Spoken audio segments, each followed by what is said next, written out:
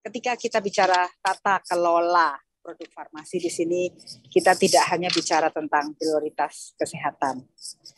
Sebaiknya kita memahami betul dan mengusulkan kepada pemerintah untuk sekali lagi melakukan bukan hanya evaluasi, tetapi juga termasuk menyusun kembali tata kelola menyeluruh terkait produk farmasi.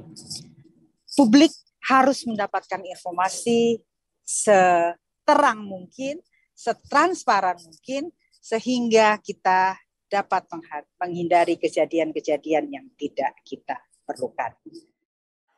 Di dalam pengawasan yang lengkap Badan POM, harusnya selain pre-market, kami pun melakukan post-market, ya, melakukan tadi sampling pengujian di fasilitas pelayanan kesehatan misalnya atau di fasilitas distribusinya.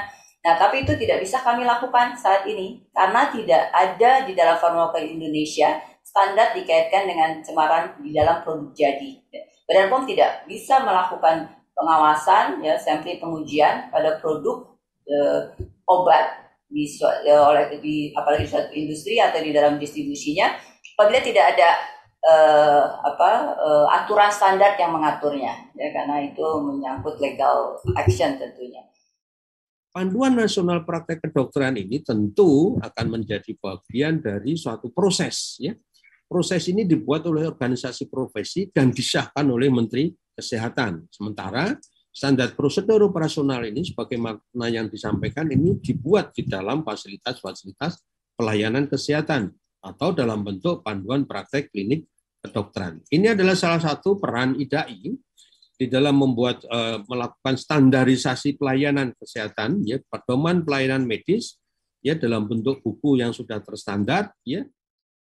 Jadi sebenarnya yang dikeluarkan oleh medical product adalah ada 4 obat yang ada ethylene glycol dan ethylene glycol lebih tinggi dari kalimatnya kalau nggak salah unacceptable amount gitu. Memang di dalam dokumen ini mereka menyebutkan bahwa 2 hal ini bisa menyebutkan berbagai hal, tapi yang temuan resmi adalah yang ini.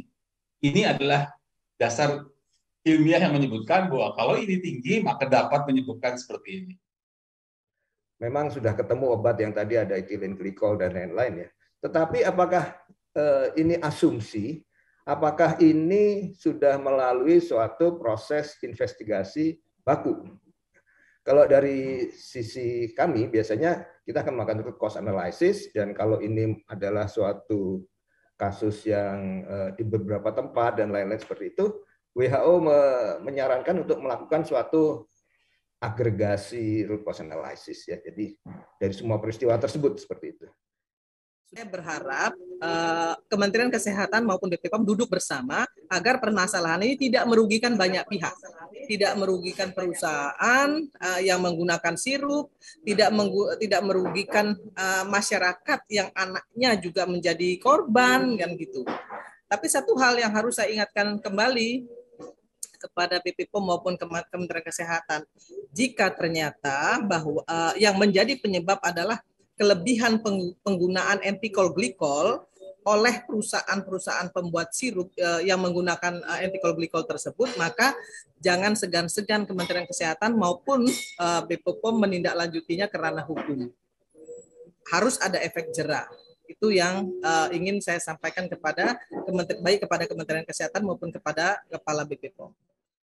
Adapun rekomendasi kita di KPAI tadi bicara soal bagaimana percepatan investigasi, kemudian perlu peningkatan edukasi dan sosialisasi terkait pencegahan dan deteksi dini, ya, agar penyakit ini tidak semakin banyak korban berjatuhan. Kemudian memastikan bagaimana Kementerian Kesehatan, karena sudah ada obat yang bisa menangani kasus ini, ya tentu distribusinya segera dilakukan di seluruh Indonesia, karena ada 26 provinsi dalam laporan Kemenkes terkait kasus ini, gitu, ya. Saya kira ini kita akan berkejaran dengan bagaimana menyelamatkan nyawa anak-anak kita, gitu, ya. Di dunia digital seperti sekarang ini memang tidak bisa kita itu mengerem informasi, entah itu informasi yang salah atau yang benar, itu tidak bisa kita pilah, ya, karena cepat sekali beredar. Akhirnya memang kepanikan-kepanikan itu akan muncul dengan sendirinya karena setelah mendengar tingginya angka kematian bahkan melebihi kasus di Gambia. Ini sangat memprihatinkan dan juga sangat menyedihkan. Nah, oleh sebab itu, dalam media massa, kita akan berpedoman kepada satu sumber sebagai yang berkompeten untuk menjawab semua isu tersebut. Tentu narasumber utama adalah Badan POM yang sangat mengetahui persoalan tersebut. Saya kira yang menyangkut literasi pengobatan yang aman ini menjadi urgent, sangat penting buat kita semua. Nah, apakah Kementerian Kesehatan perlu membuka channel yang abadi tentang konsultasi yang gratis? Ya, memang sudah ada di tengah masyarakat seperti halodoc, tapi tidak akan negara perlu campur tangan. Sehingga hal yang semacam ini tidak terulang kembali.